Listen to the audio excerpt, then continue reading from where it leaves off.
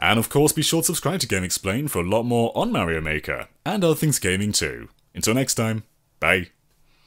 You know, I've not seen Andre in weeks. I wonder what's taking him so long with that Mario Maker 2 analysis. Ah well, guess I'll just play the first Mario Maker and not worry about him. Hang on. That's what you get for liking Stunt Race FX. I'll press the Star Course button.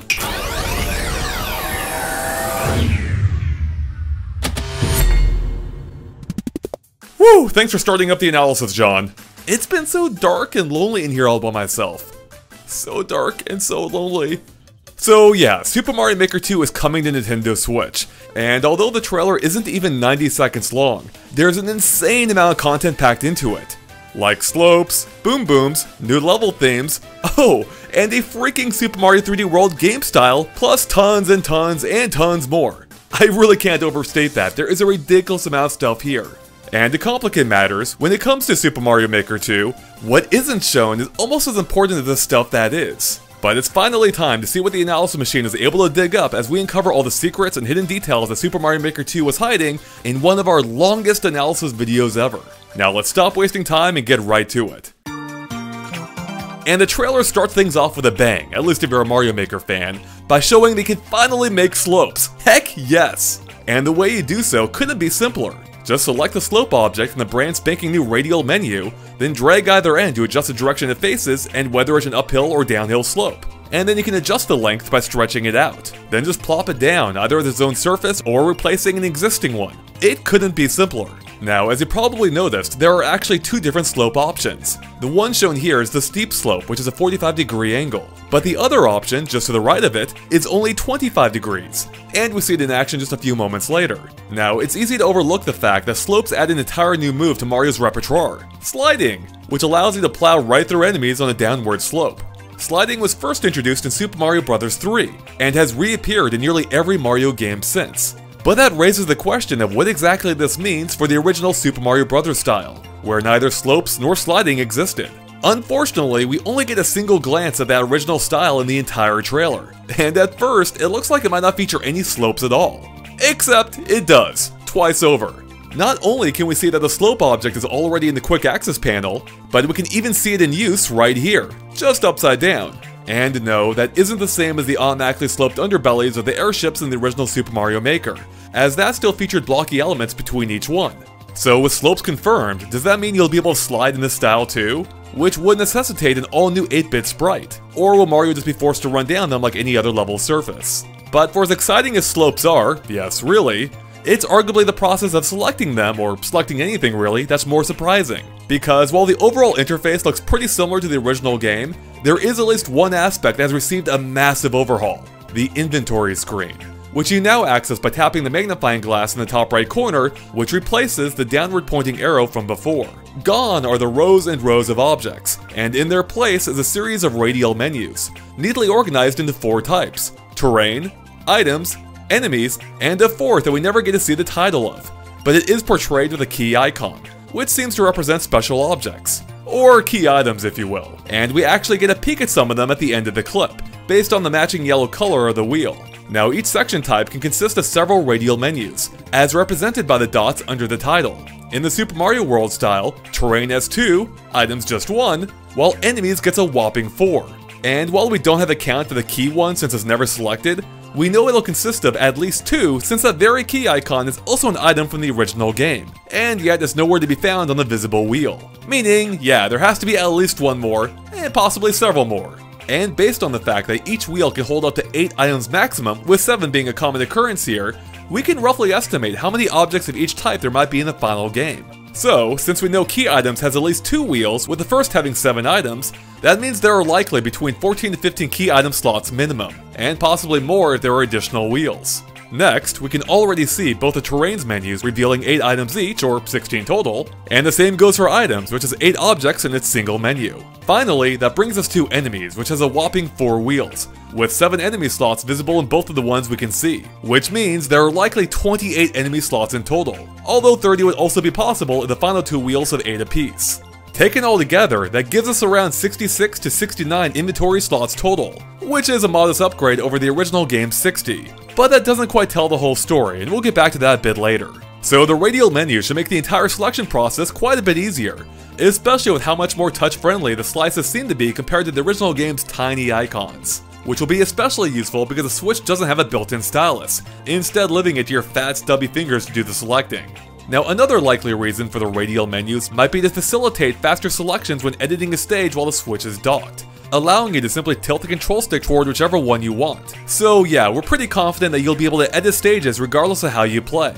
In fact, the trailer seems to confirm it. In this clip, for instance, the cursor briefly appears the very moment the player enters editing mode, and that straight up wouldn't happen if you were only able to use a touchscreen to edit a stage, as the cursor only appeared when touching the screen in the original game, in which it was a requirement. So what we're saying is, yes, you can move the cursor with the control stick. And sure enough, nearly every scene showcasing the cursor has been moving in a linear direction at a controlled speed, as one would expect when using a control stick rather than the touchscreen. Anyways, after selecting an item, it gets added to a quick access panel at the top of the screen, similar to the original game, except way better. Because before, the entire row would come along for the ride, whether or not you even needed the surrounding objects. But this time, your selection always pops into the top right slot, which pushes all the previously used objects left by one space.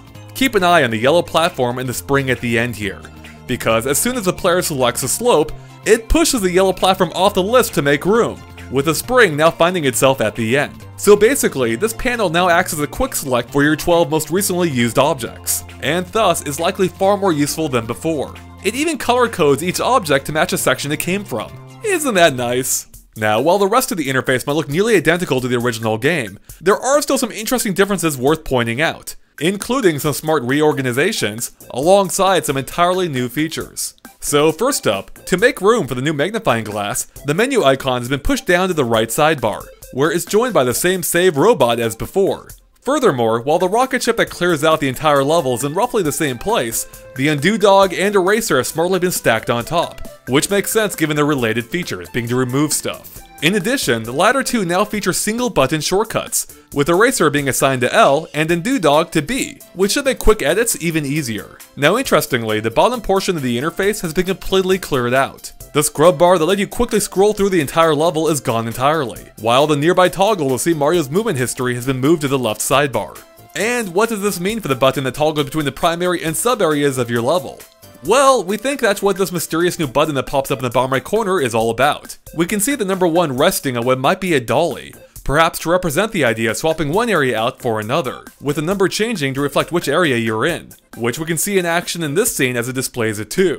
So if we're right about this, we're guessing it only appears if there's a sub area in play, much like how the toggle worked in the original game, which explains why it's a free floating button. It's only there when you need it. And as evidence of this, it even politely slides out of the way when you need to interact with something behind it. What a stand-up little button you are. Good job, little buddy. The only question now is, are we still capped at 2 areas maximum? Or might we be allowed even more? Well, based on the fact that we can see the same unnumbered arrow icon as before on the warp pipe right here, we're guessing the limit of 2 probably still stands. Finally, that brings us to the left sidebar, which contains the options for the more fundamental parts of the curation process, such as the game style selector, only now relocated from its original position along the top of the screen to the top of this toolbar. Then there's a level theme selector, but as you might have noticed, there's a new icon next to it too, except it's grayed out in every single scene. What could that be for? Well, we're pretty sure it portrays a boat, especially because that shape sure does look pretty similar to the boat stamp from Mario Paint, which Super Mario Maker just loves to reference every chance it gets, like with everything on the right side here pretty much. But what the heck could the boat be for? Well, what is it that boats do? They float, right? Please say right. So we're pretty sure that icon is related to how you control the water level in non-underwater settings. That's right, even though the trailer doesn't make a big deal about it, this is a huge addition. In the original Super Mario Maker, water only existed in the underwater theme, so it was all or nothing, which made it impossible to recreate stages like this one from Super Mario World. But Super Mario Maker 2's trailer explicitly shows water being used twice in non-underwater settings. First in the Super Mario World style, then again at the very end in the Super Mario 3D World style. And this could open the floodgates, so to speak, of all new types of levels, allowing you to intermix ground and water-based elements. Oh, and you probably noticed a key difference between the two clips. The water level fluctuates in the Super Mario World one, just as it did in the original game in the stage Mondo, whereas in Super Mario 3D World, the water level appears to be set near the bottom of the stage. So our guess is that you'll adjust the water level similar to how you manipulate the custom auto-scrolling camera, with a boat icon that you raise or lower to control the exact level. But then we have the issue of how do you dictate the variable water levels in the Super Mario World scene? Like, how's that going to work? Well, that depends entirely on how much control the game gives you. In the original stage that this feature is based on, there were 3 water levels. The starting level, the highest one, and the lowest. The latter 2 of which would repeat on an endless cycle. So we think it's possible that Super Mario Maker 2 might give you 3 different boat icons to play with, allowing you to individually set the height of all 3 levels, with a timer next to each one allowing you to set the exact duration of each phase. We can also see that the speed at which the water drops is pretty much identical to Super Mario World, which might suggest that this is either the default speed or perhaps the only speed. There is at least one small difference from Super Mario World though. Back then, the lowering water level could leave the Cheep Cheeps high and dry, helpless to do anything but flop around until they ended up back in the water. Whereas that doesn't appear to be the case in Super Mario Maker 2, completely ignoring the grounded platforms and instead following the water line. And yes, we know this is technically a blurp and not a Cheep Cheep, but since blurps were the alternate forms of Cheep Cheeps in the Super Mario World style, and were otherwise Cheep Cheeps in all the others, we're pretty sure this behavior will apply to actual Cheep Cheeps too. Now there is one more odd thing that we noticed. Both of the water level clips take place in the forest/jungle theme. Is that just a coincidence? Or is it possible that the water level is locked to that theme? It might explain why the boat icon is grayed out whenever we see it in a non-forest theme, which is the only time we see it. Although, we would be surprised if this is the case, since Super Mario Maker is all about mixing and matching after all. Even if there may be some exceptions this time around, which we'll get to soon enough. Plus, the level from Mario World that inspired this idea wasn't even set in the forest either. But then again, if it is available in every theme, what does that mean for the other liquids that will conflict with it? Like the lava in the castle theme, or the poisonous water found here. So maybe the level theme dictates which liquid will appear. Or maybe you can even freely choose the substance, mixing and matching to your heart's content. At the very least, it seems likely that you'll be able to adjust the level of those too, considering that the poison here is quite a bit higher than the lava was in the castle theme of the original Super Mario Maker. Next up, the stage timer that used to float in the top right corner has also been relocated to the left sidebar. And based on the clip here, seems like it may still offer the same 500 seconds as a cap, but we can't say for sure. Now that clock used to perform double duty, also letting you access the automated screen scrolling controls. But that's now been broken out into its own icon, as represented by the camera here. And we know this because a later scene reveals one of its new abilities, Custom Mode, which lets you precisely map out the path that the screen follows. Which, by the way, seems to override the natural bobbing motion that the camera had in the airship theme of the original game. When activated, the camera icon changes to a parakeet to indicate that the custom flight path mode has been engaged. Using a bird to indicate the flight path. Pretty clever, Nintendo. This also seems to be what enables the feather icon right next to it, which is what darkens and disables the rest of the editor, so you can focus on repositioning the numbered birds that mark the key points for the screen's position.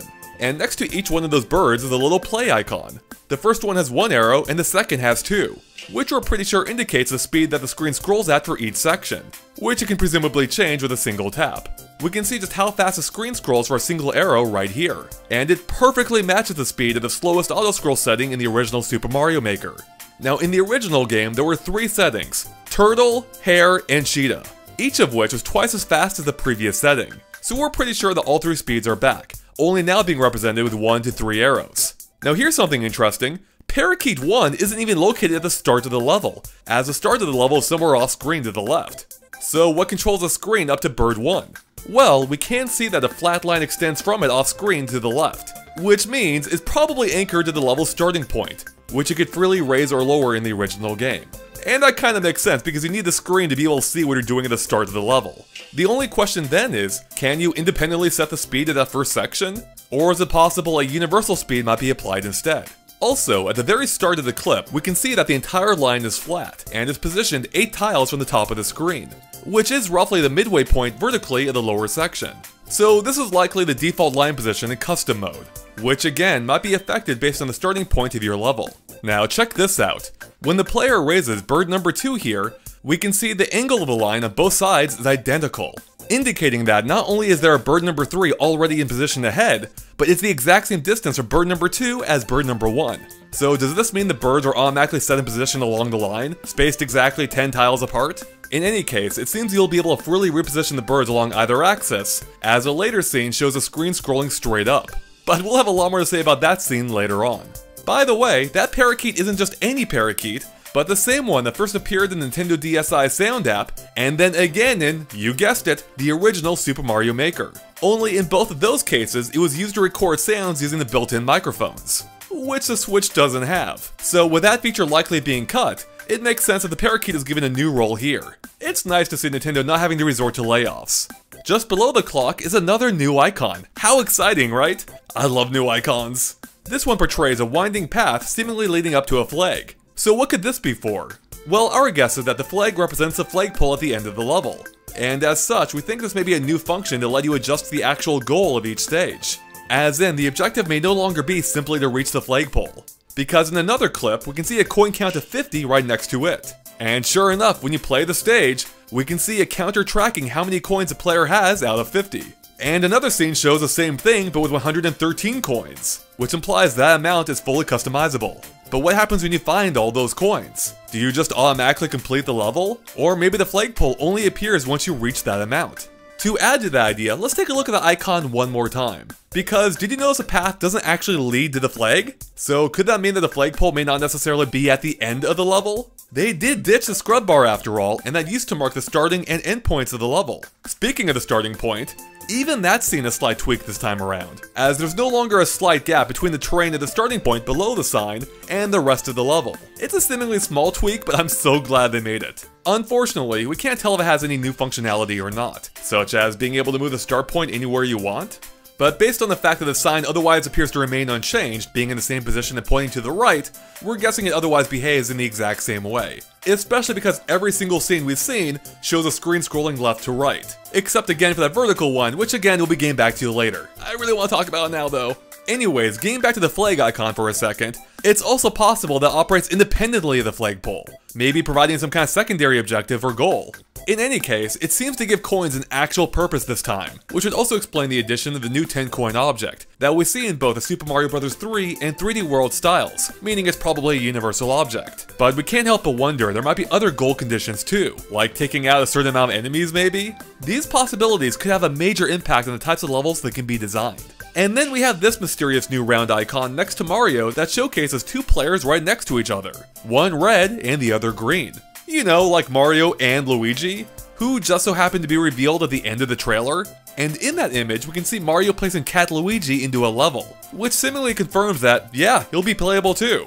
In addition, its second piece of artwork that we'll be consulting quite a bit throughout this video also reveals Toadette in cat form, as well as a blue Toad, which also means, yeah, they're probably playable too. Pretty much the whole gang from New Super Mario Bros. U Deluxe is here, except for Nabbit and Yellow Toad. Sorry guys. And speaking of New Super Mario Bros. U Deluxe, that game did support 4 players at the same time. And sure enough, we're up to 4 here as well. Mario, Luigi, Toadette, and Blue Toad. So is it possible that this could be a multiplayer button? That would be a pretty big game changer, right? Maybe, but it's perhaps more likely that it lets you choose a character for your stage. In either case, will the characters control differently at all, or be the same? Well, if New Super Mario Bros. U Deluxe is anything to go by, they'll probably control the same. Unless a Super Crown power-up appears here, but that's a path I don't want to go down. Moving on, did you catch that one of the original buttons is missing? Yeah, the sound effects frog. Did he croak? Don't worry, he's fine. He's just been moved to a brand new icon left of the quick access toolbar. And we can see that will let you toggle between objects, as represented by the cute little brick here who blinks, as well as a sound effects frog, who appears smaller and seems to be sleeping until he's needed. So yeah, it seems all those neat visual and sound effects will be back too. And we'd guess probably some new ones as well. Possibly a lot more that take advantage of the radial menus too. By the way, this toggle harkens back to the days of Mario Paint, which also featured live characters to represent the section you were in. And last, but certainly not least, is the same clapper in the bottom left corner, that lets you toggle between editing mode and playing the stage. And we can see it maintains the same minus button shortcut, only now it's actually marked on screen. So, between the more prominent button shortcuts, radial menus, and the quick access menu based on your recent history, it seems the developers are really making an effort to improve the speed and accessibility of creating a level across the board. This is also showcased by a brand new shortcuts menu that briefly pops up when selecting modifiable objects, like the piranha plant here.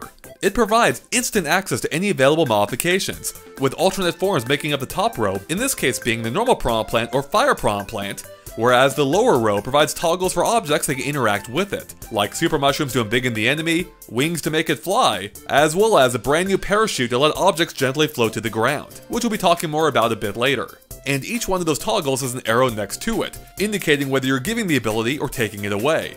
So the blue arrow here means we're taking the super mushroom away, making the piranha plant smaller, whereas the yellow one for the wings here means you're adding it. This menu is an awesome addition, because in the first game it was all too easy to forget, if you even knew about them in the first place, all about which customizations were available for every object in the game, as you were only able to discover it through experimentation, whether by shaking an object to change forms, or dragging a power-up onto it to see what happens. So now, not only are those modifications readily apparent, but they're incredibly easy to access too.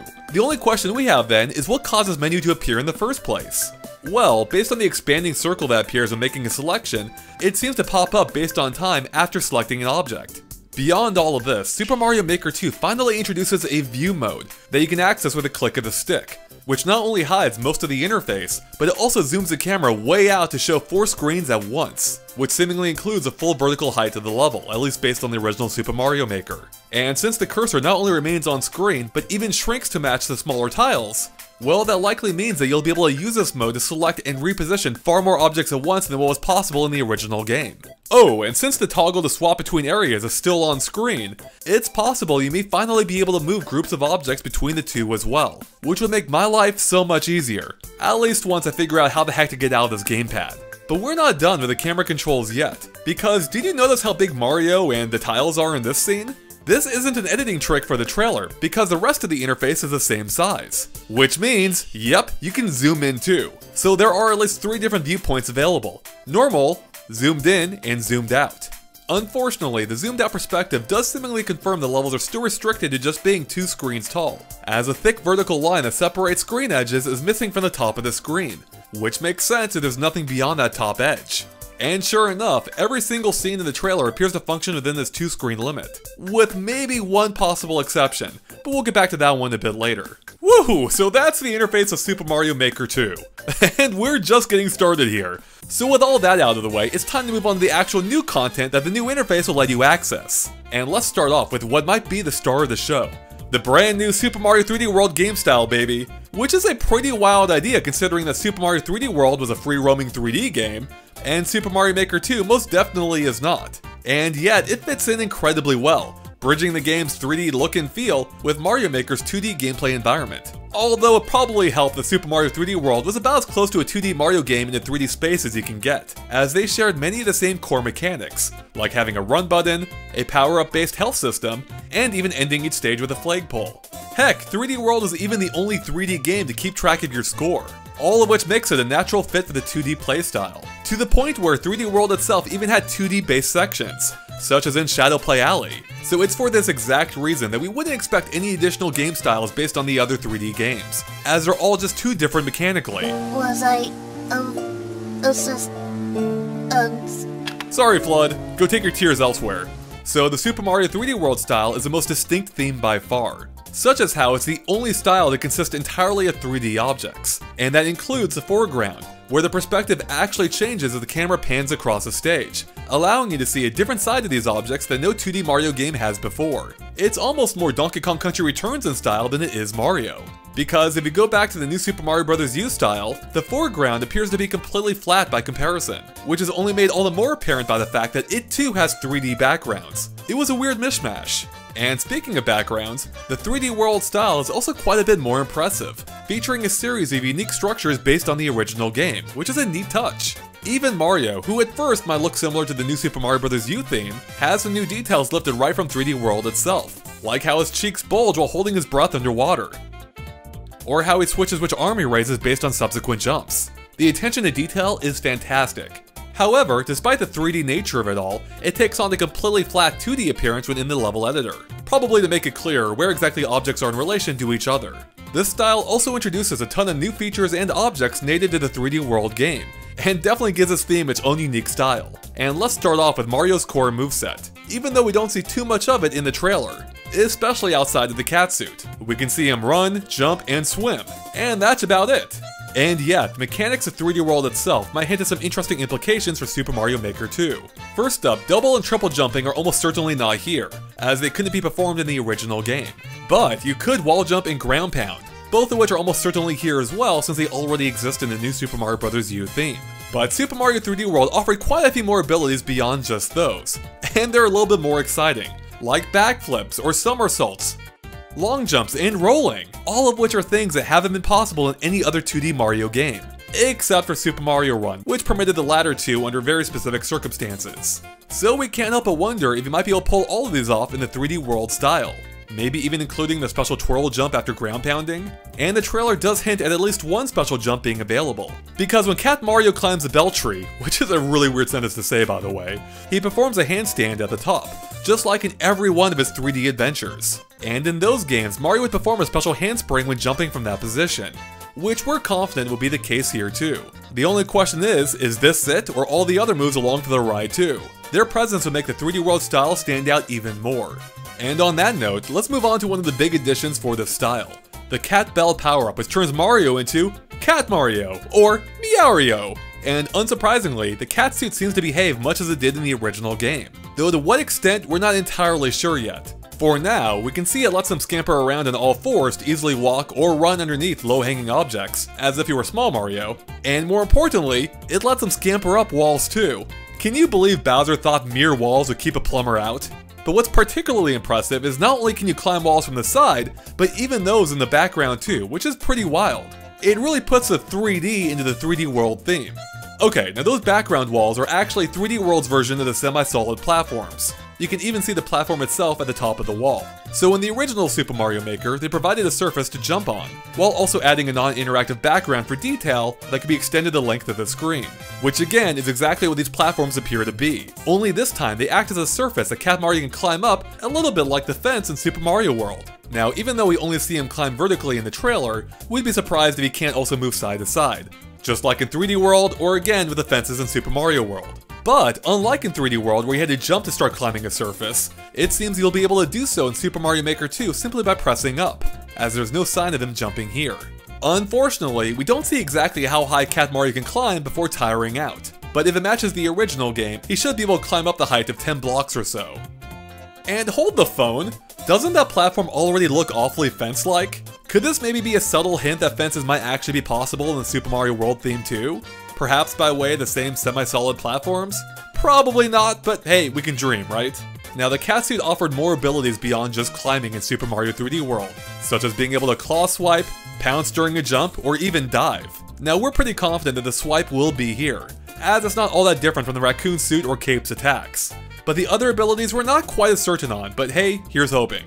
And speaking of those other power-ups, the Cat Bell one slots right into the spot for those other ones in their respective themes. Which means, unsurprisingly, that it's exclusive to this style. And that seems to go both ways, because we can see the entirety of the item section of the 3D World style. And sure enough, outside of the expected mushroom, fire flowers, and star, no other 3D World power-up made the cut, including the double cherry, boomerang flower, or even the super leaf, which is a bit of a bummer. Speaking of bells, let's move on to the bell-shaped trees, which even non-Cat Mario can climb. And as in 3D World, you'll be able to hide power-ups inside of them that you can shake loose by climbing to the top. And if it's anything like the original Super Mario Maker, you can probably hide most anything you want in there, including enemies. We can also see that you'll be able to adjust the tree's height. In fact, at the start of the clip, there's no downward arrow, meaning this is the shortest the trees will get. And although we can't see their maximum height, odds are they'll go all the way to the top of the screen, like nearly every other stretchable Mario Maker object. Now, although we weren't shown their position in the inventory, as a climbable object, we wouldn't be surprised if they replaced the beanstalk from the other styles, especially since they didn't exist in Super Mario 3D World at all. Although it's possible they could also replace the mushroom platforms, given their similar stretchable nature, but we'll have more on that a bit later. Hold up. We're 30 minutes into this video and we haven't even touched on clear pipes yet? How freaking long is this video going to be? Don't tell me. Yep, the clear pipes that debuted in Super Mario 3D World are here, in most of their turning and twisting glory. The editor allows you to draw them into just about any shape you can imagine. Although, given the fact that we see a half dozen or so of them in the trailer, and each one is just a single path with 2 openings, it seems unlikely that you'll be able to create the branching paths and multiple openings that were possible in 3D World. Now interestingly, you could overlap warp pipes in the original Super Mario Maker. So could that be the case for clear pipes too? And if so, do they remain as self-contained structures, or do they merge together? Which might be how you create those multiple pathways and openings from the original game. Again though, that seems to be a long shot. Now, just like in Super Mario 3D World, not only can Mario travel through them, but so can pretty much anything else that fits too, like enemies. If you keep an eye on the top of the screen here, we can see a couple of Goombas working their way through, and boy don't they look thrilled. As well as a Koopa Troopa who partially tucks into a shell during transit. We can also see that, as in 3D World, enemies that travel by way of clear pipe at the same time will pass right through one another. And guess what? Fireballs can go through them too, which allows you to snipe enemies above from below. It's all super cool stuff and should allow for some crazy new stage possibilities. And what's even better is that they don't come at the expense of the usual warp pipe, as not only do we see them in action, we can even see them side by side on the inventory screen. Which of course makes sense since warp pipes are required to access the sub areas. And speaking of warp pipes, in the original Super Mario Maker, you could stretch them out up to 27 tiles long. So we can't help but wonder that same limit might also apply to clear pipes, especially since we don't see any in the trailer that even approach that length. But we're hoping that isn't the case, and that we can hopefully make them as long as we want. Okay, now we noticed something super weird about clear pipes, and it very well might be nothing. But keep a close eye on Mario in this scene. Did you catch it? Mario appears to jump through, or perhaps behind, the clear pipe. It doesn't even make a bonk sound, even though we can hear everything else in this scene. Which could possibly indicate that clear pipes don't act as barriers within the world, but instead are merely a means of transportation, as in, you wouldn't be able to stand on one, but would simply pass through. After all, we never see Mario or even an enemy standing on one. It certainly would add another 3D-like element to the 3D World style, even if you could stand on them in the original game. And to support this idea even further, in the underwater scene, we can see a stack of bricks right next to this clear pipe. Why are they there? If the clear pipes already act as a barrier, these bricks would be entirely redundant, unless they're there just to prevent you or enemies getting hung up on the lower lip of the pipe, maybe? The whole thing's pretty weird though, right? Maybe too weird, because we do have a possible counterpoint. Because when Mario's swimming in this scene, it does look as if he might have hit his head on the clear pipe, and we could even possibly hear a sound effect too.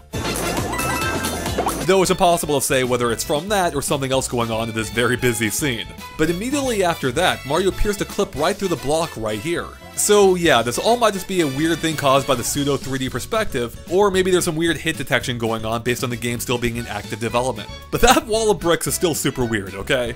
Okay, that's clearly enough about clear pipes. So let's check out what else the Super Mario 3D World style brings to the table. Like Ant Troopers, which we unfortunately don't get to see in action in the trailer. But we can tell based on this artwork that they'll behave much as they did in 3D World, following whatever surface you put them on, including upside down. And since they're immune to being killed with a jump in 3D World, they'll basically act as a walking trampoline in Super Mario Maker 2. Although a ground pound will take them out if you really want to. Except when it comes to the bigger variety, which are almost certainly in Super Mario Maker 2 once you give them a mushroom. But there's something else weird about Ant Troopers, or more specifically, all the new enemies introduced in the 3D World theme. If we take a look at 3D World's inventory, we can see that the Ant Troopers appear in the first wheel of the enemy section. But hold up, didn't we also see that same wheel in the Super Mario World theme? Yeah, we sure did! And while most of the enemies match up between the two styles, like Goombas, Koopas, Spinies, Blooper, and Cheep Cheeps, there are two enemies on each side that don't. The Buzzy Beetles and Spike Tops on the Super Mario World side are missing from the 3D World version, whereas the Ant Trooper and Porky Puffer from the 3D World side are nowhere to be found on the other, which also likely means they're missing from the other three themes as well, as in the original Super Mario Maker, every asset was shared across every style. So yeah, this is highly unusual and points to the Super Mario 3D World style being a bit of an odd duck. Because again, in the original game, most of the objects, including enemies, were universal. As in, objects that didn't even exist at the time of the original game were given brand new designs as if they had been. Take Wiggler here for example, who didn't debut until Super Mario World in 1991. And yet, here he is in the Super Mario Bros. Style acting as if he's been there all along. Even the few objects that didn't directly translate into another style would transform into a similar, more fitting object, such as how Yoshi got turned into a Goomba shoe in the original Super Mario Bros. Style. So for whatever reason, Nintendo seems to have decided against that approach when it comes to the 3D World style, as every new object introduced in that style is never shown in any other. In fact, the only objects revealed in the 3D World style are those that already appeared in the 3D World game itself, which suggests that objects from the other styles that weren't in 3D World won't be appearing here at all. Or perhaps more specifically, they'll get turned into something else from the 3D World game. So it seems like the idea of mixing and matching objects from all across Mario's history is taking a bit of a hit when it comes to the 3D World style. Which is somewhat understandable given that it would be a lot of work to design all new 3D models for characters and objects that didn't originally have them, such as Buzzy Beetle, on top of designing 4 all new sprites for the 3D elements that never appeared anywhere in the 2D games, like the Ant Trooper. But here's where it gets weird once again, because that reasoning doesn't quite apply to the Porky Puffer here, as that enemy actually debuted in Super Mario World, and reappeared in subsequent games like New Super Mario Bros. U. So assets for it already exist in most of the game styles, excepting Super Mario Bros. And Super Mario Bros. 3. So it doesn't really make sense for it to be exclusive to the 3D World style, unless the developers just really wanted to avoid making any additional assets at all. Now with all that being said, there are other possible explanations, as unlikely as they may seem. For one, maybe you can customize the inventory wheels, much like how you could the rows in the original Super Mario Maker, which means it's possible the Porky Puffer is simply in another wheel off screen. And that would also explain why some enemy locations don't quite match up between styles, despite being the exact same creature in both, like the Blooper or Spiny here. A second possibility is that perhaps it can still unlock parts over time as in the original game, in which case maybe the Super Mario World player here simply hasn't gained access to the Porky Puffer yet, and it's technically possible that could apply to the other discrepancies we'll be discussing soon. Although that does seem unlikely given the sheer amount we'll be discussing, and the fact that there are no hints otherwise in the trailer itself. In any case, this brings us back to the 66 to 69 object slots that we mentioned earlier, and how they may not quite tell the full story. Because obviously, if you do indeed unlock parts, that could mean there are potentially additional wheels too, which would of course mean more slots. And even if that isn't the case, the fact that some objects might be exclusive to certain styles means that even with a potential 66 to 69 slots, there are still quite a few more total objects than what that slot count represents. As for the Ant Trooper specifically, it's possible that he's what the Spike Top turns into in the 3D World theme, as not only does Spike Tops not exist in 3D World, but they did share the ability to cling to any surface. Alright, now let's get back to the Porky Puffer for a second, because there's something else odd about it too, and that's the fact that it doesn't appear to behave exactly like any of its past appearances. In the 2D games, it would rapidly chase after Mario in a straight line, even hopping out of the water in New Super Mario Bros. U, whereas in the 3D games, like 3D World, they simply swam back and forth along a preset path. But in the 3D World style here, we can see one of them surfacing, implying that they'll have some kind of vertical movement. In addition, both of the ones here precisely track Mario's movement, with the second one even turning around to keep an eye on him, which suggests he'll actively pursue Mario like in the 2D games. In fact, we can see the second one begin to do just that. So combining that with the fact that they appear to have vertical movement now, it seems that Porky Puffers might be able to pursue Mario in any direction. Pretty scary, right? And it might make sense given the fact that the water level is now variable as well. It does look like their pursuit speed has been dropped a few notches though compared to New Super Mario Bros. U. By the way, even though we've been talking about two of them specifically, there's actually a third here as well. You can see him just barely beginning to pop up right before the end of the trailer. Hey, and while we're on this scene, we might as well discuss everything else going on it, because there is a lot. So we're gonna be here for a little bit. And to start things off, did you catch a Hammer Brother at the very end of the clip hidden in the top right corner? Well, no, you didn't. That ain't no Hammer Brother. Instead, this marks the debut of the Fire Brother, which is likely available as an alternate form of the Hammer Brother, especially since there only seems to be a single slot for the Hammer Brother on the enemy inventory screen. Oh, and since Fire Bros debuted in Super Mario Bros. 3, we wouldn't be surprised if they are in fact available across every game style. And speaking of hidden characters, did you spot the blooper hanging out near the water surface at the very start of the clip? Yeah, that's not too exciting until you realize, hey, that's a blooper in water in a non-underwater setting. Again, it just goes to show he can mix and match things in ways you couldn't before. Next up, while the first piranha plant here isn't exactly hidden, the other four are. Yep, 4 of them. Did you spot them all? Well, we'll get back to them in a few seconds. Now, we briefly touched on the piranha plant a bit earlier, along with its fire version too. But what we didn't mention is just how different the piranha plant is in the 3D World style compared to the others. Here, it actively tracks Mario with its head, before lunging directly at him, whereas it's completely passive in the other styles, and just waits for someone to walk into it. Also, did you notice how its lips curl right before it attacks? Yeah, it's hungry for plumber blood. As for the fire variety, we expect it to behave identically to the other game styles, as that's also basically how it behaved in 3D World too. We even get a glimpse of this in the artwork as it spits out a fireball while in the air thanks to the added wings. Okay, now about those other 4 piranha plants hidden at the very end of the scene. Look, 1, 2, 3, and 4, including the normal sized one here. Oh, and the one at the top?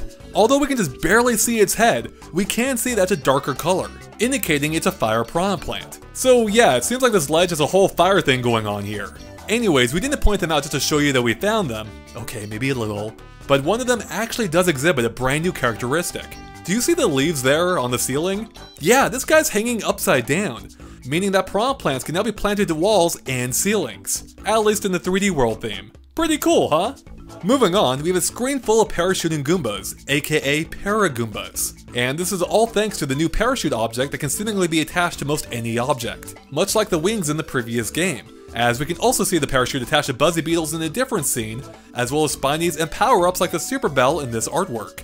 And unsurprisingly, you can then place them either directly into the environment, or have them launched into it by way of a spawning object, like a warp pipe and presumably bullet bill launchers. Upon touching the ground, the parachute will disappear and the enemy will continue on like normal. We just can't help but wonder the parachute might redeploy if the enemy falls again. Although if it is purely based on how they worked in Super Mario World, then they likely won't redeploy. Now here's some trivia for ya. Paragoombas haven't reappeared in the mainline Mario game since their debut in Super Mario World, outside of a brief appearance in the E-card levels in Super Mario Advance 4. But those barely count. So it's pretty cool to finally see them back. Well, sort of. Because even though these guys were called Goombas in Super Mario World, it wasn't until Super Mario 3D World that it was revealed they're an entirely different species called Galoombas, which coexist alongside Goombas. Meaning these guys are technically Paragoombas, making the ones in Super Mario Maker 2 the first true Paragoombas. It's a bit confusing, isn't it?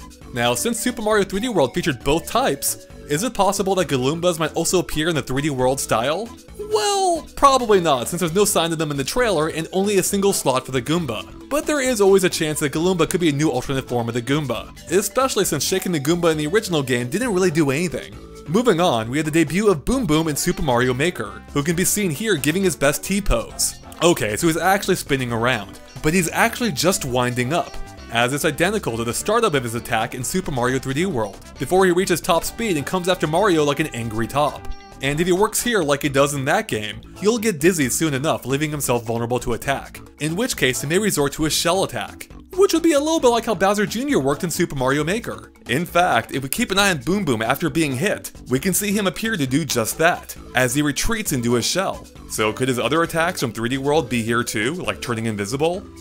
So with how similar the shell attack appears to be, we can't help but wonder if Boom Boom might replace Bowser Jr. in the 3D World style as Bowser's alternate form. After all, Bowser Jr. doesn't appear in 3D World at all. Although we do hope he's his own standalone object, as that would leave open the possibility of Pom Pom being his alternate form, who of course also appeared in Super Mario 3D World. In any case, as a boss type character and like in the original game, it'll likely take 3 hits to take him down for good. Oh, and for as big as he appears to be already, we're pretty sure this is his normal size, meaning he might be able to get even bigger with a super mushroom. Now, even though we don't see that in action, we do see him with wings in this artwork, as expected since he could add wings to pretty much anything. But interestingly, he never had wings in Super Mario 3D World, but he did in Super Mario Bros. 3. So could this maybe be a hint that he'll appear in other game styles too? Finally, that brings us to the giant bullet bill, or I'm sorry, bonsai bill, which we actually see in 2 distinct forms in the trailer. The classic side-scrolling one, as well as a crazy one that flies at you from the background. And since we can actually see their launchers in the background, we think it's safe to assume the side-scrolling bonsai bill here has one as well, even if the ones that appeared in Super Mario World didn't. Oh, and if we zoom in here, we can just barely make out the iconic skull on the launcher's side. So we're guessing that both types of bonsai bills share the same launcher, leaving it to you to toggle which direction it faces. Now, even though the launchers are obviously set back a ways from the main course, we're guessing that's something you have zero control over, and that'll probably always be at that distance, as we're pretty certain you'll position them like any other object on the grid. Now, there's something a bit unusual about these bonsai bills, because even though we only see them in the 3D World style, they don't look or behave quite the same way.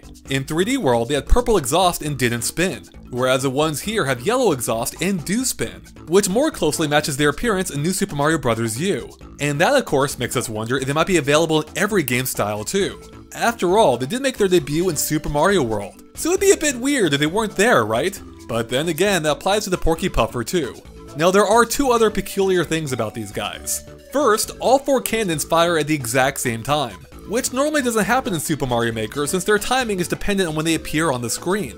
So this could mark a change to how they work in the 3D World style, which would be a bit similar to how it worked in the game itself. But then again, this is edit mode, which means it's possible the player started here making all 4 spawn on the screen at the same time. But then again, the bonsai bill here did seem to fire from an off-screen launcher, which would never happen in the original Super Mario Maker with normal bullet bills, which again supports the idea that they now operate on their own independent timer.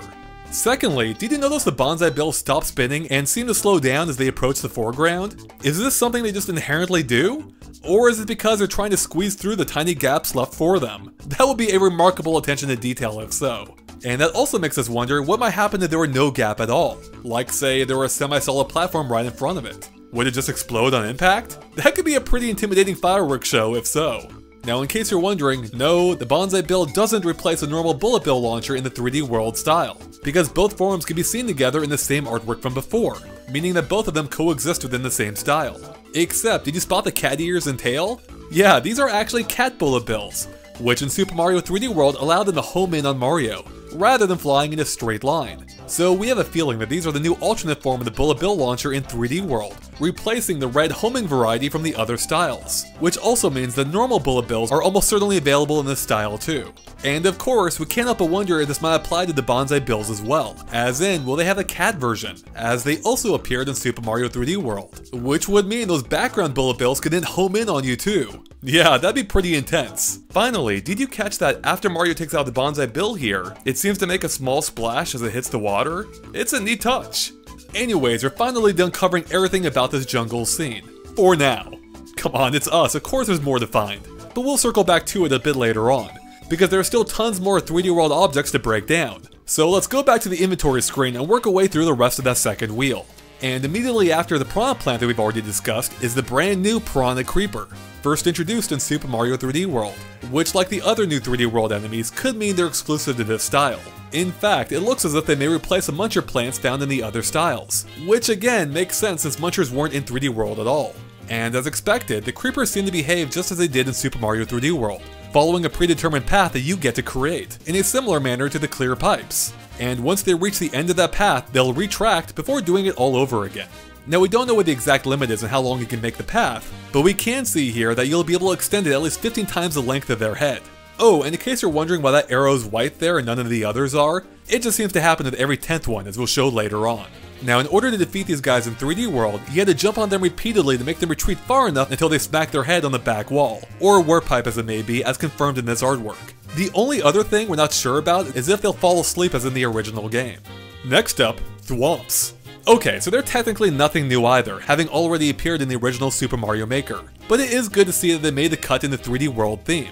However, they actually behave differently in 3D World compared to the 2D games, repeatedly stomping the ground whether Mario's around or not. So it's possible that this behavior could carry over in this style, and there may be something else to back up the idea later on. Oh, and it seems like they have a new ability this time too, based on this ever-increasingly useful artwork. Okay, so Thwomps are obviously known for their vertical movement, but here we can see it constrained to a small little area with almost no vertical space. And check this out, the fire flower next to it is being squished. So this seems to imply that Thwomps can now move side to side as well, much as they could in their debut game, Super Mario Bros. 3. And it's for that reason that we think this ability might be retroactive to every game style. Moving on, we have Skip Squeak, who sadly isn't shown in action in the trailer at all. Having made their debut in Super Mario 3D World, Skip Squeak could be found almost exclusively running in place, whether on rolling hills, spinning platforms, or rotating blocks, while also occasionally hopping. And in the rare instance where the platform they were on stopped moving, they would either patiently wait until it started again, or just keep jogging in place until then. You've gotta respect their dedication to a good workout. Point is, this enemy is all about remaining in place relative to whatever platform it's on, regardless of whether it's spinning or not. And this would make him rather unique among the Super Mario Maker cast, as almost every other enemy is subject to the whims of whatever surface they're placed on, with a slight exception of Rocky Wrench. Now so far, Super Mario Maker has only featured a single type of rotating platform, being the conveyor belts that we know are back in Super Mario Maker 2. So we can't help but wonder if the addition of Skip Squeak might mean that more rotating objects are on the way, especially since he's not particularly unique when on steady terrain, as that functionality can already be duplicated with existing enemies, such as by giving a Piranha Plant wings. Unfortunately, it seems unlikely that the rolling hills from 3D World will make an appearance, as they're nowhere to be found in the terrain section, but maybe something like a rolling log could appear in the key item section. We feel like there has to be more to the story here, we just don't know exactly what. Also, Skip Squeak actually had two forms in Super Mario 3D World, with the other being Spiny Skip Squeak, so we wouldn't be surprised if that's available here too as an alternate form. Finally, based on its position in the inventory wheel, it's possible that it replaces Monty Mole from the other themes. They do both like to run and jump after all, although its stationary positioning might make it a more fitting replacement for the Rocky Wrench, which is also missing from the 3D World theme, as it too didn't appear in Super Mario 3D World.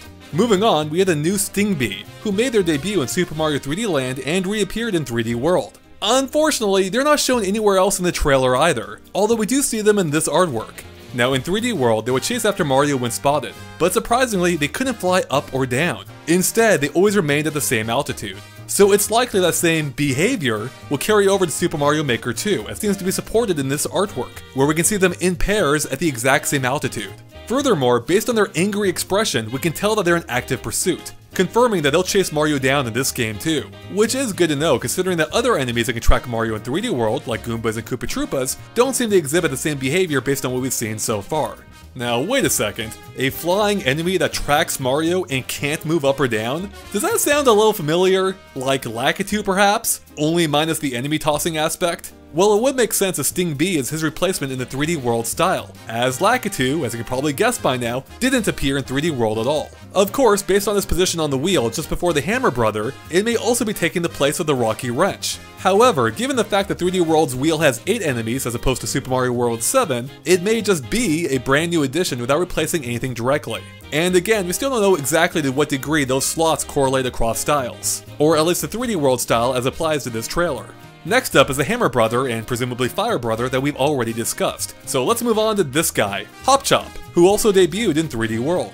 These weird mechanical baddies chase after Mario upon sight. And interestingly, some of them will even drop a spring when defeated, which you can then use as an ordinary item, at least until it comes back to life. Surprise! Although we can see that normal springs will also return in the 3D World style, which would be nice if you prefer your springs to be a little less alive. And last but not least, we have the new bully enemy, who debuted in Super Mario 64, and didn't reappear in the mainline games until 3D World. These heavy metallic baddies actively pursue Mario in an attempt to bounce him off a platform, and the only way to fight back is to try and do the same to them, by attacking with jumps or projectiles like fireballs. An encounter with these guys is basically a mini sumo wrestling match, and as such, they'll basically act as a guard for whatever platform you put them on. Now, on the inventory screen, we can see they seem to occupy the same spot as a Chain Chomp, which kinda makes sense since they're both metallic creatures that can guard areas. And of course, Chain Chomps also didn't appear in 3D World. Ooh, so we're finally done covering all the enemies explicitly confirmed for Super Mario 3D World. But there are still a few more things worth talking about regarding the inventory screen. For instance, in the Super Mario World style, did you spot the change regarding Monty Mole and Rocky Wrench? Yeah, they used to be a single object in Super Mario Maker, just being alternate forms of one another. But now they've been split into 2 separate entities, and we have no idea why. Maybe it was done so each of them could correspond to a different enemy in the 3D World theme, or maybe it's so each of them could be given new alternate forms. And on a related note, the same applies to the coin and red coins here too, which have now been separated into 2 distinct objects. So could they both have a new alternate form? Or was it just done for convenience sake? Okay, so we've already made it clear by now that unlike the original Super Mario Maker, it seems not every object is shared between every style. Or more specifically, between the 3D World style and the other 4. And that doesn't just apply to enemies, but the other categories too. Take terrain, for example. While the Mario World style has 18 slots, the 3D World one has only 16. And with the addition of clear pipes taking up one of those slots, that means there are technically 3 items missing from the 3D World theme that's in all the others, being the music block, mushroom platforms, and bridges. Now, the music block might make sense because it never appeared in 3D World, even though it did appear in its predecessor, 3D Land. Now, as for mushroom platforms, well, they technically didn't appear in 3D World either. However, that game did have mushroom trampolines, and as it turns out, those are in fact in the game, as we can see a couple of them in this artwork. In addition, although it may be a trick at the perspective, it appears that the lower one has less of a bump, which would likely be due to it being bigger, which suggests that these platforms would be resizable in Super Mario Maker 2, which makes sense as they came in a variety of sizes in 3D World. Now in that game, they also came in 2 main forms, the floating ones as seen here, as well as those planted to the ground with an actual stem. So maybe it's possible that alternate form will appear here as well, especially since that stem would provide another surface for Cad Mario to climb up, just like it could in 3D World. We also can't help but wonder if we might be able to tilt the mushroom trampolines like they would often appear in 3D World, but there's no sign of that in the trailer. In any case, unlike the mushroom platforms, mushroom trampolines are nowhere to be found in the terrain section of the 3D World inventory. So I guess they're a key item instead?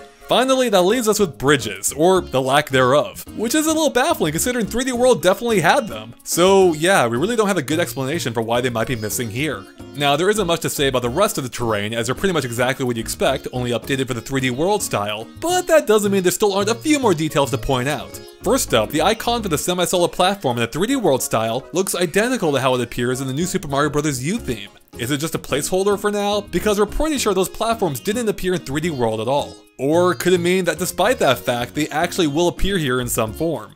In any case, if it's anything like the original game, which it probably is, those semi-solid platforms will come in at least 3 different forms. And if that icon represents one of them, then we can just barely see a second form on the right side of this scene. But thankfully we actually get a better look at that in this artwork, revealing it looks like a fence such as the ones found in Super Bell Hill. Only now with a yellow platform on top. Oh, and since there are 2 of them here layered on top of each other, we can see that despite the 3D nature of the 3D World style, you'll still be able to stack semi-solid platforms. The only other semi-solid platform that we see in the entire trailer are the fences here that we've already touched on. Next up, the hard block has been replaced with a rock block, which is a fitting replacement for the 3D World style. Except in this case, the rock block appears to be the same size as a normal brick, whereas in 3D World they were actually quite a bit larger. So is it possible there could be a larger version of it too?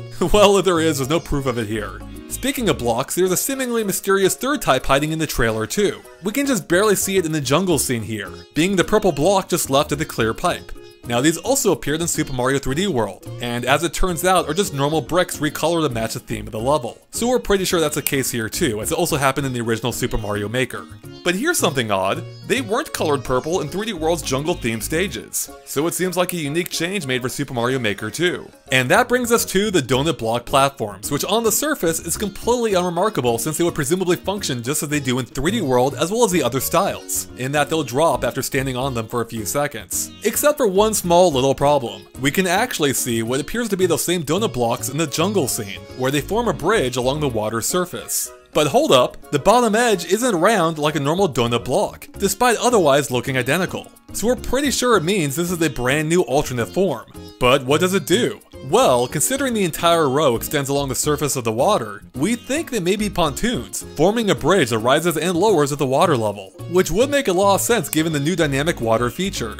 And seeing as they're based on donut blocks, there's a good chance they'll sink underneath you if you stand on them long enough. So that finally covers it for the inventory screen. But there is one more 3D World style object revealed in the trailer that we haven't mentioned yet. This exclamation block, which spawns other blocks similar to a Russian nesting doll every time you hit it. Now this block is a little unusual because while it technically didn't exist in 3D World, something very similar did, being these giant question blocks that worked almost identically, spawning additional blocks every time you hit it up to a set amount. Besides the change in punctuation, the other notable difference is that the question blocks always extended the other blocks in the same direction, whereas in Super Mario Maker 2, they can apparently change direction, as the first one pops out to the right, before then stacking upward. So it seems safe to assume that you'll be able to determine the amount of blocks and which direction they deploy in.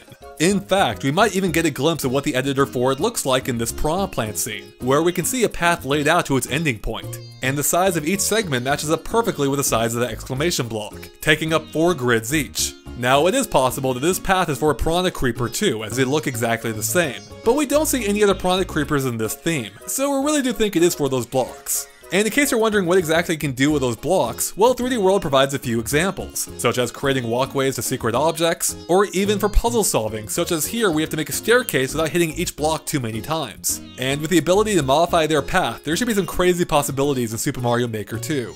Oh, and in 3D World, you can deploy them all at once with a strong impact, like a ground pound or a bomb, so there's a good chance they'll also work in Super Mario Maker 2.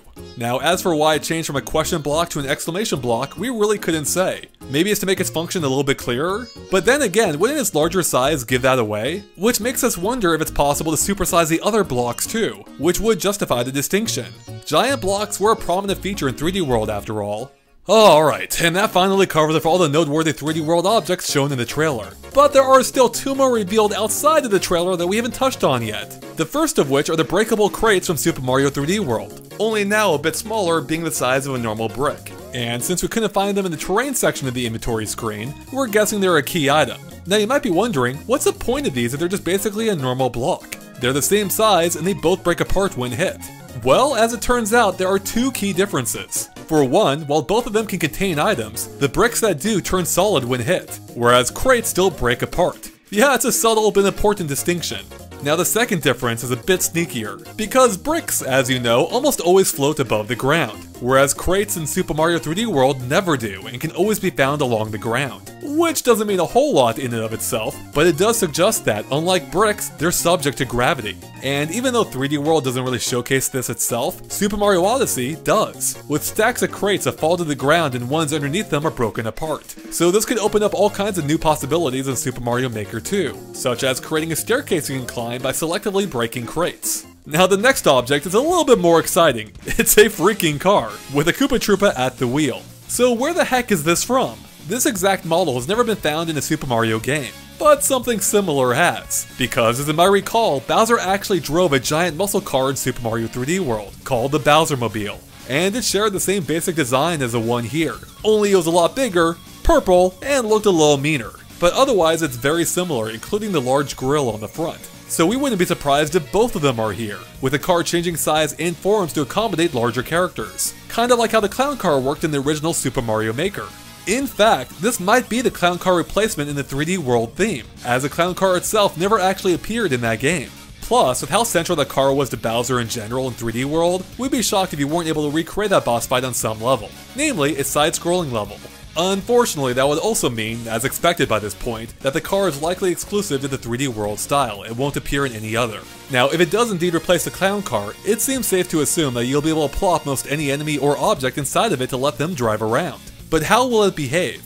In 3D World, Bowser only ever used the car to drive away, while hurling explosive soccer balls at you from the back. Which very clearly would have to change on some level in Super Mario Maker 2, not the least of which is we doubt the car will only drive in one direction, especially given the fact that the level has to end at some point. So perhaps like the clown car, it'll simply hone in on you as long as it's occupied and attempt to run you over. But perhaps the most exciting part about the car is that we fully expect you to be able to drive it yourself after taking out the driver. But what all can you do with it? Well, for one, it's probably faster, and secondly, it looks like it might be pretty powerful too, as we can see it smashing right through these crates. So we wouldn't be surprised if it can just mow over enemies too. Finally, but what about walls, every car's worst enemy? Well, it seems like even they may not be much of a problem for this thing, because if we take a close look at the artwork, we can see that all 4 tires are off the ground, implying that you can jump even when in the car. And as it turns out, that's actually consistent with Bowser's boss battles too, where the car would also jump the occasional gap. So this should be a fun little thing to play around with, especially now that slopes are a thing. By the way, did you notice that Koopa Troopa isn't wearing any pants? We're not gonna ask why, but it does confirm that Koopa Troopa in the 3D World style behaves just like he did in that game, in which you can kick them out of their shell and use a shell as a weapon, just like in Super Mario World. Woo! So we're finally done covering the 3D World style for now, but there are some other new objects and elements revealed throughout the trailer that deserve attention. Like the snake block in the new Super Mario Bros. U style, which we can see works just like in the 2D games, creating a path by recycling its own blocks. And like with the piranha creepers, you get to draw the exact path yourself, forming whatever crazy design you want, as long as it doesn't overlap with another portion, as revealed by the creation arrows that only pointed directions away from the existing path. Although, based on that same arrow, we can tell that you'll be able to overlap collectible objects like coins without an issue. And as we stated back in the creeper section, we can see that every 10th arrow does indeed turn white. Now the snake block here is 9 blocks long, but we'd be surprised if you're not able to adjust its length since they've historically come in a variety of sizes, including even giant form in New Super Mario Bros. U. So maybe that's a possibility here as well, especially since giant blocks do come at least in one form. Now interestingly, in the editor mode, we can see the snake block at its starting position, and it's green, just as it was in New Super Mario Bros. U. Yet during actual gameplay, it becomes a light blue. So maybe the snake block changes color to match the level theme? Although if that were the case, it should look the same in the editor too. Another possibility is that there could be multiple colors they can cycle between, and that might change something about them, like maybe their speed. Although the fact that the blue one here appears to travel the exact same speed as the green ones in New Super Mario Bros. U might be a point against that argument. Or maybe it's similar to how these blue platforms worked in the original Super Mario Maker, which wouldn't activate until Mario actually stepped on it. After all, while most snake blocks do require Mario to touch them first to activate them, there have been examples of some already moving on their own. Now, here's another fun fact for you. A similar blue snake block was found in the data files of New Super Mario Bros. U, suggesting they were once planned for that game. Except those looked a little bit different, being made of ice, and thus would be slippery. Now, the blocks here don't look quite as ice-like, but we still can't help but entertain the possibility that maybe they are slippery as well. Now, here's a question. Will snake blocks appear outside of the New Super Mario Bros. U style? Probably not in 3D World's case, as you might expect by now, as it never appeared in that game. but the other 2D styles seem like a pretty safe bet, given that they already shared every object in the original Mario Maker. In fact, we can even see it in the inventory screen of the Super Mario World style.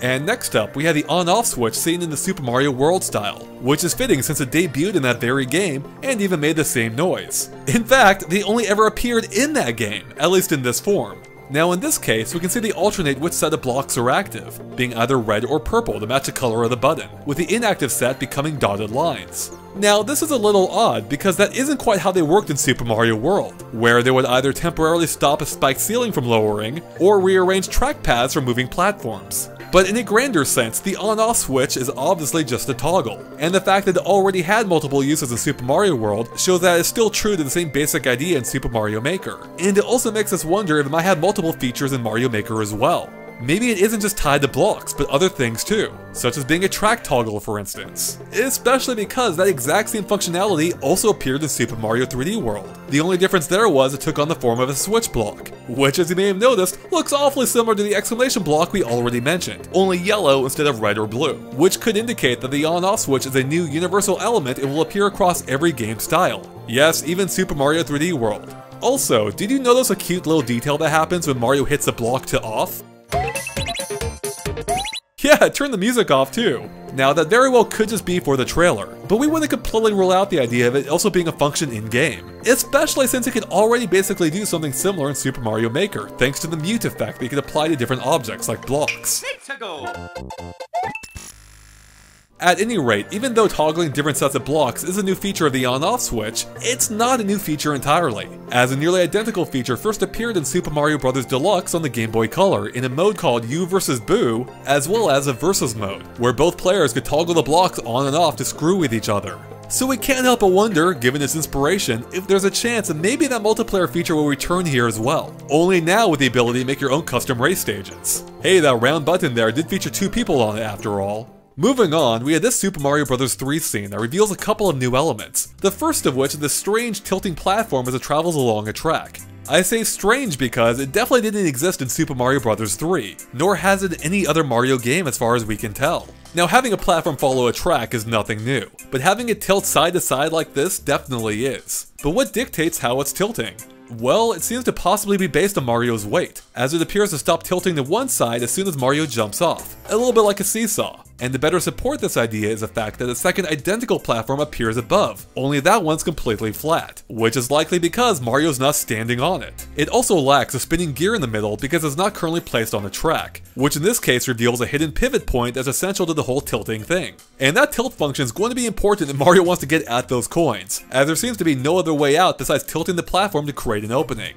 Now, as I said before, these platforms aren't just new to Mario 3, but seem to be new to Mario in general, which makes us pretty confident that this is likely a universal object, and is available across every game style. Excepting maybe 3D World because as we've seen already, it likes to do its own thing. Now that's not to say that there haven't been similar platforms in other Mario games. Like New Super Mario Bros. Wii and U have these tilting platforms that you control with motion controls, and then 3D World also had the switchboards that moved in the direction that you stepped. So it's possible that these offer a clue as to what the tilting platform may look like in other game styles. Finally, did you catch that some of the Mario 3 ground blocks here have screws embedded in them? But oddly, not all of them, as the ones in the middle look just like they did in Super Mario Bros. 3 and Super Mario Maker. We think it might just be a random decorative element, perhaps to better tie into the idea of this being set in a Mario 3 stage play, a bit similar to how these platforms have nearly identical bolts in them. But then again, maybe it ties into some kind of new mechanic. We're not quite sure on this one. Moving on, there are 2 new enemies that we haven't discussed at all yet. And first up is the Angry Sun, who hasn't appeared in the mainline Mario games since Super Mario Bros. 3. Yeah, it's been decades. No wonder the dude's still angry. And he appears to behave almost exactly as it did before, residing in the corner of the screen before swooping across it in a downward arc. Only its travel path is a bit longer this time now that Mario's on a widescreen display. Now this enemy is rather unusual by Mario standards, because it exists relative to the screen rather than the environment itself, in that nothing can get in its way. It only cares about one thing, destroying Mario. It's basically the Terminator, only angrier, and the only things known to kill it are an invincibility star, a well-timed Koopa shell, or a hammer from the hammer suit, which doesn't even exist in Super Mario Maker as far as we can tell. Now, when you first encounter the Angry Sun in Super Mario Bros. 3, it's waiting for you at the very start of the level. So how exactly is this going to work in Super Mario Maker 2? Is it possible that it's just a default component of Mario 3's desert theme? We don't see it in any other game styles or level themes after all, but again, that would be pretty unusual by Mario Maker standards. So it's more likely that it'll be treated as a standard enemy that can be placed anywhere within the environment, especially since that's pretty much what happens the second time you encounter it in Super Mario Bros. 3, where it's hiding behind a hill in the middle of the level. You sneaky son of a... sun? But if you can position the sun anywhere, this only raises more questions. Like, does its exact placement affect its flight path? Or is it possible they can even design its flight path using the customization the Mario Maker offers? Kinda like how the Piranha Creepers work. Also, fun fact, according to files found by data miners, the Angry Sun appears to have been planned for the original Super Mario Maker as well. So it's about time this sun finally gets his time in the sun. Right, that's quite enough about Mr. Sunny disposition here. So let's move on to what appears to be an entirely new enemy, being this happy little guy, who moves side to side while twirling to create a whirlwind that Mario can use for an aerial boost. And it's not just Mario who can take advantage of it, as this artwork reveals that enemies like Boom Boom here will be able to use it too. But interestingly, the creature looks quite a bit different between the two styles. In the Mario World style, it looks like a happy little cloud, whereas in 3D World, it's a nearly featureless sphere, with only a pair of eyes. Wouldn't you expect it to become more detailed in the 3D theme? So we can't help but wonder these might be two entirely different forms of the same creature. The one here that roams side to side, whereas maybe the ball form remains stationary or something?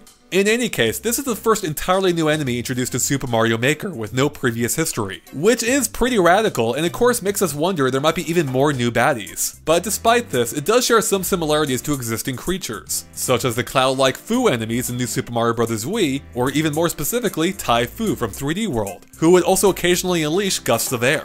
But as it turns out, its roots go back even farther. Because did that circle wind pattern in Mario World look familiar to you at all? It might have, because it's nearly identical to how the tornado looked in Super Mario Bros. 3, only now it's created by an actual creature, implying they can take it out at the source. So between that and the fact that we see it in both the Mario World and 3D World styles, it seems likely it'll be a universal enemy available in all 5 game styles. Oh, and while we're on this scene, did you catch a slight gap in the middle of the bridge platforms? This likely just means that the individual bridges are limited to the same maximum length as they were in the first Super Mario Maker, which is just a bit shy of the width of the entire screen. So the creators of the stage had to use 2 side by side in order to give the illusion of a longer bridge. Oh, so that covers it for all the new objects. Thank God, I am running out of breath here. But there are a couple of returning ones that have some new features too, so I guess we better go over those as well.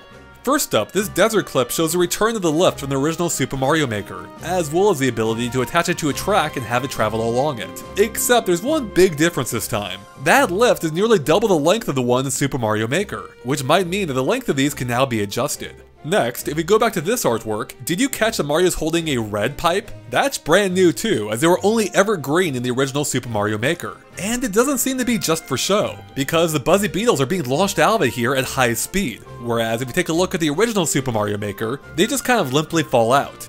Although we should mention that we can't say for sure that this isn't also a function of the parachute, which would also be interesting in its own right. In either case, we can't help but wonder there might be even more pipe colors, perhaps with their own properties. Oh, and since we can see the red pipe in 2 different styles, being 3D World and Super Mario World, it seems safe to assume that they'll appear in all 5 styles as well. And speaking of green things turning red, did you spot that applies to Yoshi too? Yep, we can see a red Yoshi flying around in the Fire Koopa clown car. Now at first, it might look like a red Yoshi spitting out a trio of fireballs, which would harken back to his first appearance in Super Mario World. Except if we zoom in, we can see that the fireballs are just coming from the Koopa clown car. Wait, hold on just a sec, I'm getting a call. From the analysis machine. Alright, 1 second. Hello? Ah. Alright, well, thanks for telling me that. Alright, so as it turns out, we have some breaking news here. I was just told that we go frame by frame through this section. While most of the fireballs do in fact come from the Fire Clown car, one of the sets actually comes from Yoshi itself. Yep, there it is right there. Now I know what you're thinking, hold up there analysis machine, Yoshi could already do that in the original Super Mario Maker. And yeah, that's true. Kind of. Because there are some key differences. For one, Yoshi could only spit fire in that game after eating something fire related, such as spitting out 1 normal sized fireball after eating one of Bowser's, or 3 tiny fireballs after eating a lava bubble. And yet, the 3 that Yoshi spits out here are all normal sized, which was impossible in the original game. Furthermore, as I just stated, Yoshi had to consume fire first before he could do that in the original Mario Maker, and that would cause his cheeks to bulge out, which clearly isn't the case in Super Mario Maker 2. He doesn't seem to have anything in his mouth. So can Red Yoshi just natively spit fire now or something, similar to how the baby Blue Yoshi in New Super Mario Bros. U could spit bubbles whenever he wanted to? Furthermore, as this is an ability that harkens back to Super Mario World, could that mean that the other Yoshi colors might appear as well, being yellow and blue? Here's hoping. With that being said, we don't expect Yoshi to appear in the 3D World style at all, as not only did he already not appear in that game at all, but there's already precedent for this in the original Super Mario Maker, as Yoshi also didn't appear in any game styles that he wasn't originally in. Instead, he was replaced by a Goomba shoe in Super Mario Bros. And Super Mario Bros. 3. Now, the Goomba shoe doesn't exist in Super Mario 3D World either. But you know what did? The Goomba Ice Skate, baby! Once you took the Goomba out of the equation, the Ice Skate was all yours. And wouldn't you know it, there just so happens to be a brand new ice theme in Super Mario Maker 2.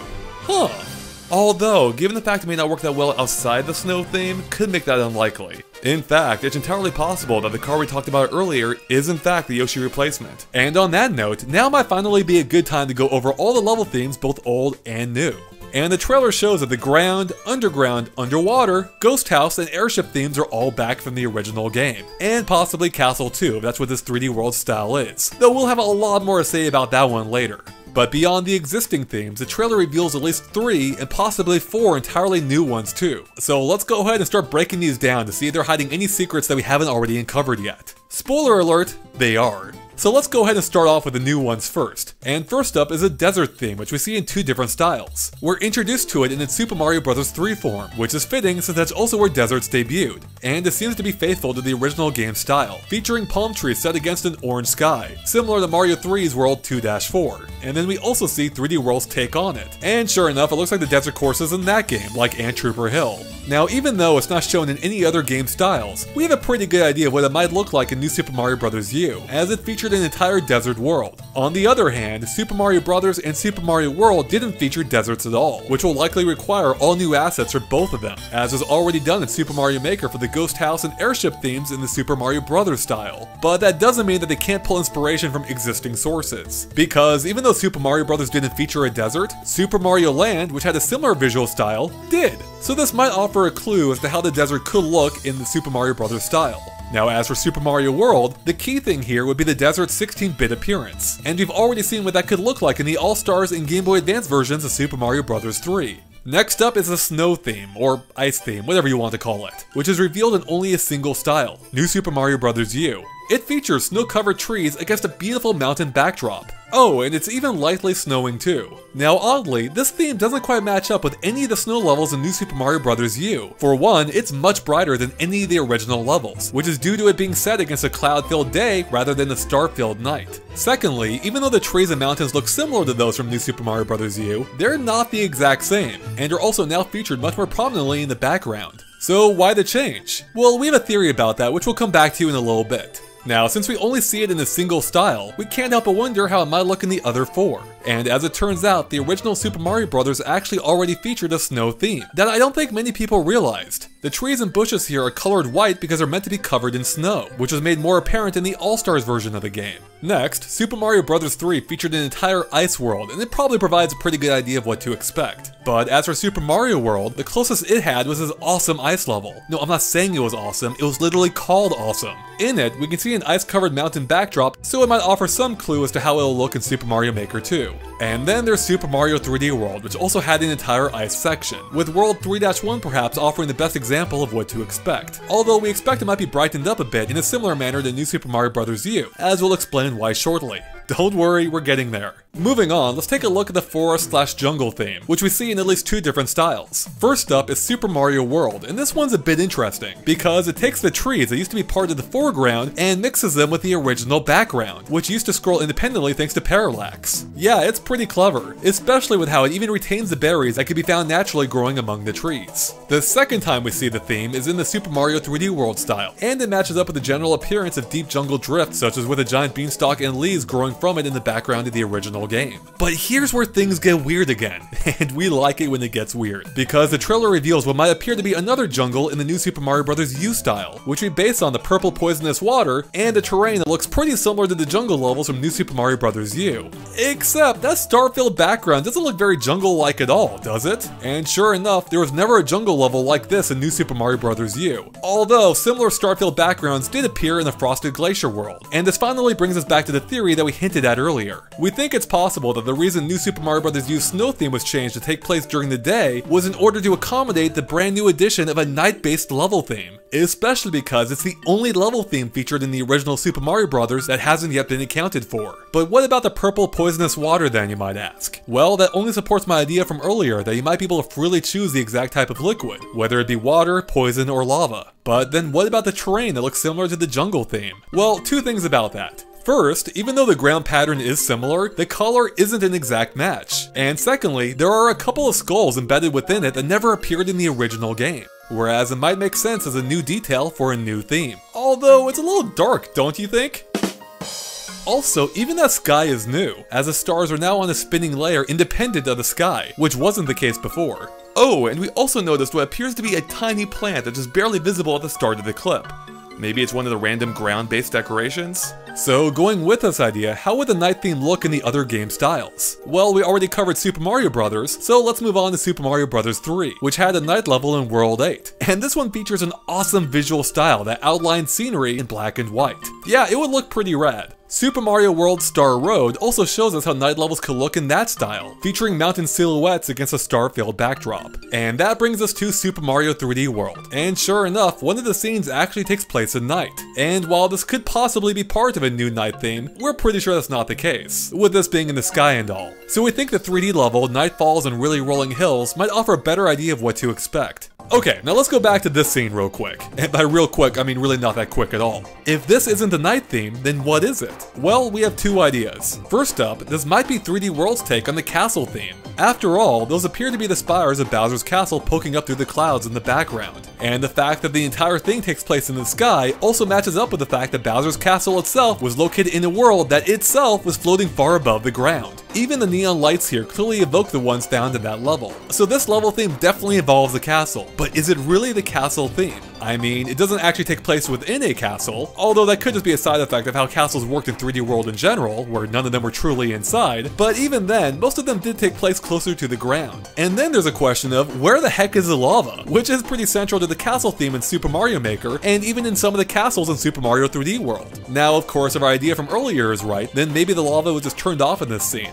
Except, having lava up in the sky wouldn't really make a ton of sense either, would it? But we have another idea, and it's based on a little detail that we noticed. Did you catch the very slight bobbing of the camera? It doesn't appear to be based on anything happening in the game itself. Instead, it resembles a camera movement that was exclusive to the airship theme in the original Super Mario Maker, where it would bob up and down throughout the level, giving the impression of being on an airship. So what I'm getting at is, could this be what the airship theme is in the Super Mario 3D World style? It would make those clouds in the background make a lot more sense. Now, there is a little problem with the fact that this platform, as far as we can tell, looks nothing like an airship. But that might be because 3D World didn't have any airships either. So they could just be going for a whole different style here. Huh. Speaking of airships, we noticed a change in the Super Mario Bros. Theme. The clouds now fly by much quicker, making the level feel even more intense. Just what we need, right? Another change we noticed involves Super Mario World's ghost houses, which now takes on a bluer appearance compared to the brownish original. But is the brown one truly gone, or is there a chance some level themes might have customization options? And then we have another odd change in the Super Mario World's underground setting, in which we can see the brown mountains at the top and bottom of the screen are actually now connected. Whereas in the previous game, there was always a gap there. Oh, and even the ground theme in the Super Mario World style saw a minor tweak, as the clouds that used to be found in the very top row have now been dropped a level. Weird, huh?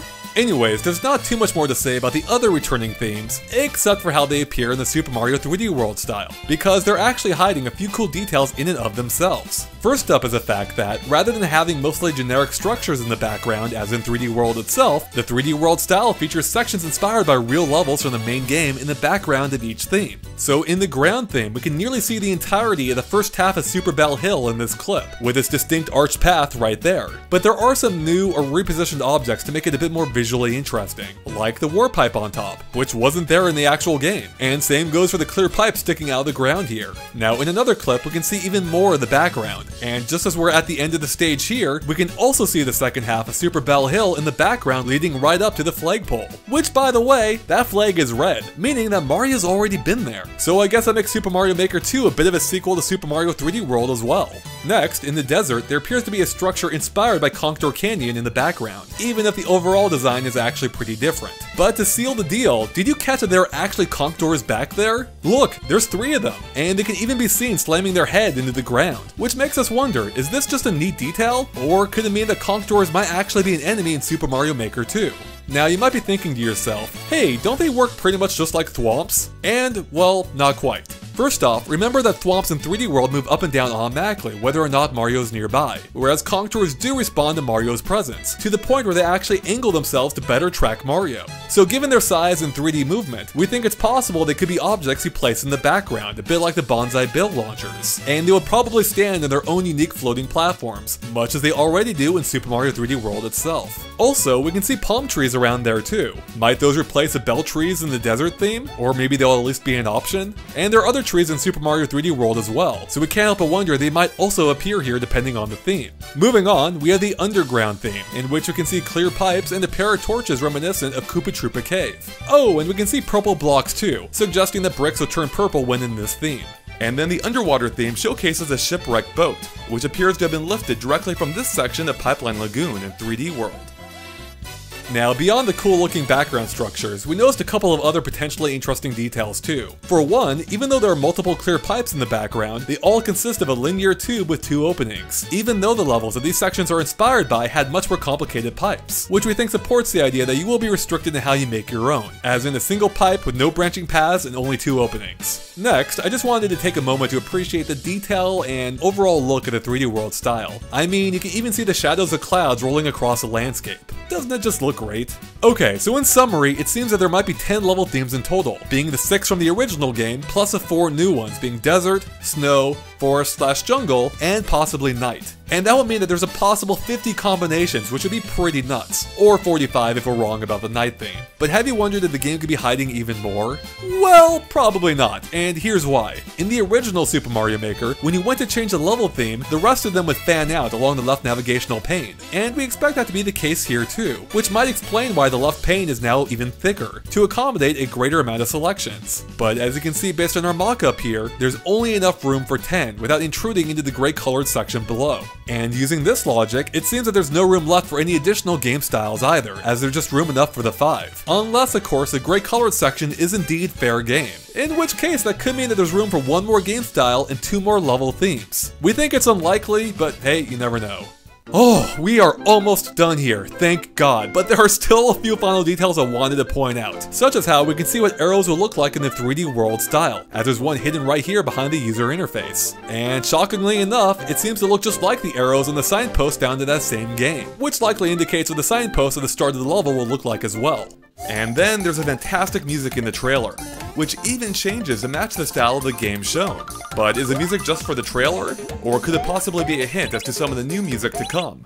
Either way, we want more. Next, we noticed an unusual emphasis on verticality in the trailer. We have this scene, of course, of the trio of arrows pointing straight up, along with the new twirling wind enemies, and then there's this ghost house scene again, where the camera scrolls straight up. Now, as a reminder, in the original Super Mario Maker, you could only make levels up to 2 screens tall, which isn't a ton of vertical space to work with if you want a scrolling stage. Now, as I said earlier, and bears repeating, nothing in this trailer violates that concept. But this ghost house clip sure does cut it close. Okay, check this out. In the original Super Mario Maker, the background of the ghost house featured 2 rows of lights between the floor and ceiling. And since the background appears to be identical in Super Mario Maker 2, apart from the new blue color, we can use it to tell where exactly in the stage this portion of the level takes place, at least vertically. So at the start of the clip, we can see that the lower pair of lights are almost off screen, which means we're already quite a ways into the upper section, and it's not long after that the second pair of lights then come into view. Now, if you take a look at those lights positioned in the original game, we can see that there are only 2 rows worth of space above them. And if we go back to Super Mario Maker 2, we can just barely see what has to be that final row of tiles. And while most of them appear to be empty, we can see a coin in one of them, as well of course our wall tiles on either side. You know what, it might be easier if I just recreate this room in the original Super Mario Maker. Ah, there we go, much better. Now you can see exactly what I mean. We're at the top of the screen. There's nowhere left to go. And yet the scrolling screen shows no signs of slowing down. And even worse, there appears to be no exit at all. And there's no room for one above either. Okay, now I know what you're thinking. What about the warp pipe right there, Andre? Well, unless things have changed since the original Super Mario Maker, it's impossible to enter a sideways one by jumping or falling into it. So we can probably rule that out, unless there just happens to be two invisible blocks in front of it that we can't see right now. But assuming that isn't the case, what's going to happen if the screen reaches the top? Or more specifically, is there even a top? We can't help but wonder there might be a hint that there's even more going on up there, which would mean vertical levels are now a thing, as in levels that can go beyond 2 screens tall. This would be monumental, and would really open the floodgates to the possibilities you can create in Super Mario Maker 2. Or maybe Nintendo's just trolling people like me looking way too hard at this. But even if that isn't the case, what's going to happen at the top there? Can you have the screen scroll back down, or will it just lock into place? It's impossible to say for sure, but it makes you think, doesn't it? And could this possibly explain some of the weird background changes we noticed? Perhaps to accommodate a taller configuration? And finally, that brings us to the end of the trailer, thank God. I mean, we're done here, right? There can't be anything more left. Oh no, what is that? Are those sparks? I guess we're not done here yet. Yeah, those sparks look just like the ones that appeared while running in Super Mario 3D World, which indicates its tiered acceleration system is likely back in the 3D World style, with you getting a couple of speed boosts the longer you run for. Or it could just be a neat visual detail to match the original game. And with that, we're finally done, for real, covering everything we could find in the Super Mario Maker 2 trailer, as well as outside of it. Dear God, this ended up being far longer than I ever expected when I first started this thing. Oh, and hey, if you like this video, please make sure to click that subscribe button for tons more in-depth analysis and all kinds of things related to Nintendo as well. Oh, and hey, John, can you try and get me out of here now, please? Please, John? John? Please? John?